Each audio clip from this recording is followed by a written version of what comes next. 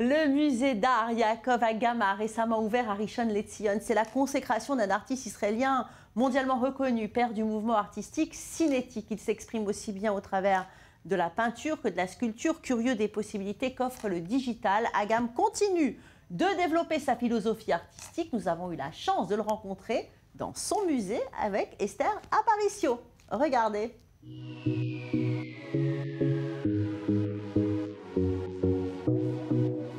Audace et subtilité, voici deux superlatifs qui définissent Yaakov Agam. Né en 1928 dans une famille juive pratiquante, fils de rabbin, Agam a commencé à dessiner très jeune. La religion juive a, selon lui, un rapport particulier au changement et à la transformation. Dans la religion juive, le changement prend un grand parti, et même les noms de Seigneur de l'univers, Yahweh, ça veut dire toujours un changement. Agam étudie à Betzalel, l'école d'art de Jérusalem. Il poursuit ensuite sa formation à Zurich et à Paris. 1953 marque un tournant dans la carrière de l'artiste. Une exposition lui est entièrement consacrée à la galerie Craven, à Paris.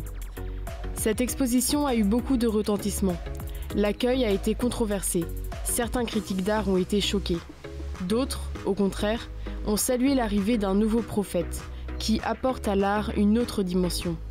Ça a été pris comme un fait comme une flamme dans les champs.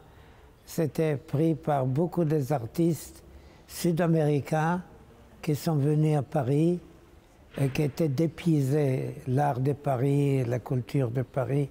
Mais l'art de cinétique enflammait leur imagination.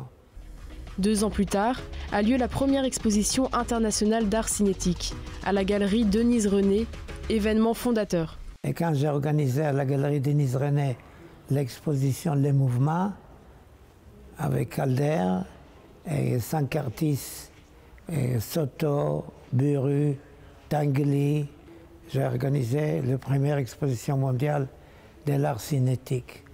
Un art basé sur le mouvement et la transformation. Parce qu'un art d'habitude est statique, montrer le monde en état figé.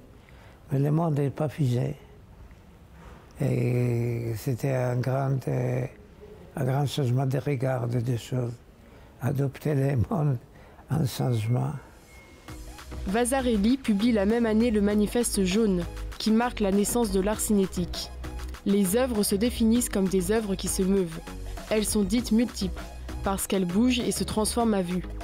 L'un des objectifs est de toucher, par le mouvement, un public qui jusque-là était exclu par des œuvres jugées trop intellectuelles.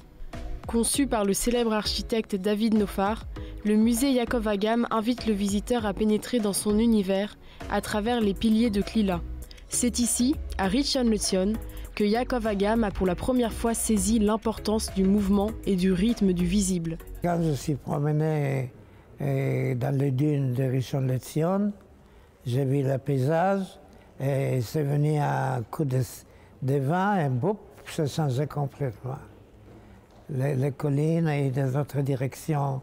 Yaakov Agam accorde une importance particulière aux œuvres interactives. Il souhaite ouvrir le dialogue avec le spectateur grâce au numérique.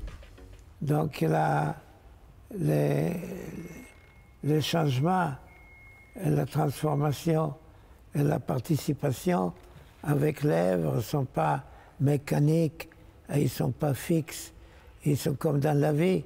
Je prends une étoile ici, un masculin, et le plus haut en bas, comme une femme, c'est la femme le plus haut en bas, en haut, et je crée une étoile, ici une étoile d'amour. Il développe la notion de musique visuelle. Les œuvres se jouent dans le temps, elles ne sont pas statiques. Et ici, j'ai les mouvements des carrés, de rythme. Ça, c'est très rare de voir un rythme carré. Les œuvres de Yaakov Agam font aussi partie de l'identité de Tel Aviv. On retrouve la façade du Dan Hotel, les Michael Newman Towers, sans oublier la fontaine de la place Tzina Dizengoff au cœur de Tel Aviv. Aujourd'hui, la fontaine Feu et Eau ne se trouve plus sur la place Dizengoff. Elle a été déplacée dans le cadre du plan de rénovation de la municipalité. J'ai construit la fontaine, mais j'ai mis une fontaine où l'eau et le feu côtoient l'une l'autre. Et il y a les jets d'eau qui sont une flamme, où elle enflamme, qui brûle à l'intérieur de l'eau qui coule. Yaakov Agam est sans conteste l'un des plus grands artistes israéliens. Cet homme, qui a toujours été visionnaire, a su adapter son œuvre aux nouvelles technologies. Il apporte, aujourd'hui encore, un regard novateur sur le mouvement et l'art.